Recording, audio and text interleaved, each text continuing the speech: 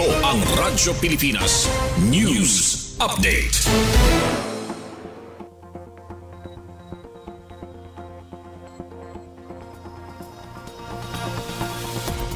Oras sa bugos nga Pilipinas, 1:56 p.m. Mapay nga kulop sa aton nga tanan, adiyan aton mga balita sa yana nga pangurason. Masobra 4,000 nga individual na apektuhan sa Super Typhoon Uwan sa Catbalogan City. Zero casualty na hipatik sa probinsya sa Northern Samar. Pamatian ta detalye matikang Kansuzat Pretansyo. Radyo Pilipinas Report.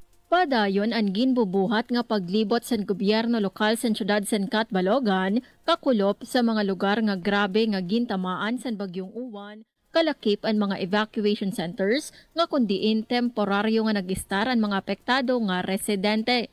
Basar sa report sa City Social Welfare and Development Office o CSWDO, maabot na sa 1,103 nga pamilya o equivalent sa 4,029 nga individual ang naapektuhan sa bagyo. Sa pagkayana, padayon ang pagdistribuer sa relief goods ng iba pa nga bulig sa mga evacuees agud mabaton ang iradagmit nga panginahanglan. Kadungan sini, nagdumara liwat sa meeting ang mga opisyal, agud mahisgutan ang mga masunod nga pitad, ngan masiguro ang malaksi nga pagresponde sa mga naapektuhan nga lugar. Samtang, nagpapabilin nga alerto ang City Disaster Risk Reduction and Management Office sa pagbabantay sa kamutangan sa panahon. Didto naman sa probinsya sa Northern Samar, matapos ang haros 18 ka oras nga makusog nga hangin ngan uran durot sa Super Typhoon Uwan, nakapatik sa zero casualty ang tanan nga gobyerno lokal sa Northern Samar basar sa situational report nga ginpasa sa Provincial Emergency Operations Center. Masobra 45,700 katawo ang gin-evacuate como kaparte sa malaksi nga preemptive evacuation sa mga lokal nga DRRM offices. Mahitungod sini, nakabot sa nalawigan ang talinguha nga waray mamatay sa butngasan grabe nga hagupit san bagyo. Ginpahayag naman ni Provincial DRRM Officer Chief Ray Joshua Itchano ang iya pasasalamat sa malaksi ngan epektibo nga pagbaton sa mga local DRRMOs ngan mga magkadordelain nga ahensya. Basar sa iya, ang ini nga pagkamanilampuson resulta sa nagkakaurusa nga pitad, madagmit nga pag-andam ngan marigon nga kooperasyon sa tanan nga sektor sa panahon san kalamidad. Para sa Bagong Pilipinas, Suzette Pretensyo, Radyo Pilipinas, Radyo Publiko, Calbayog. Usa nga balay nasunog sa Calbayog City, usa sa Samaran.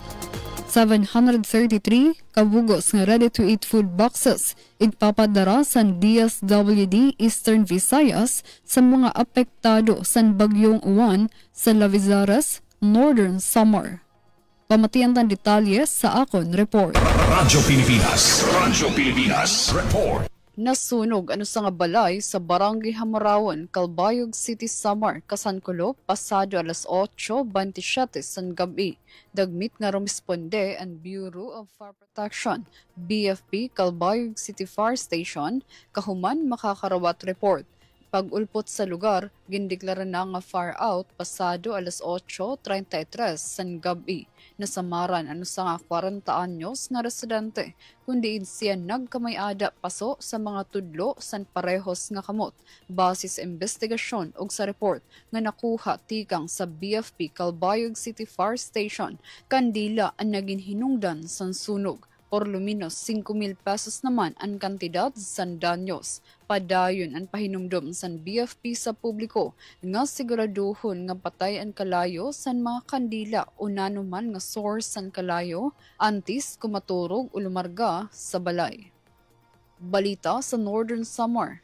Dagmit nga nagpadarabulig ang Department of Social Welfare and Development, DSWD Eastern Visayas, sa mga pamilya nga naapektuhan sa bagyong Uwan sa Lavizares, Northern Samar.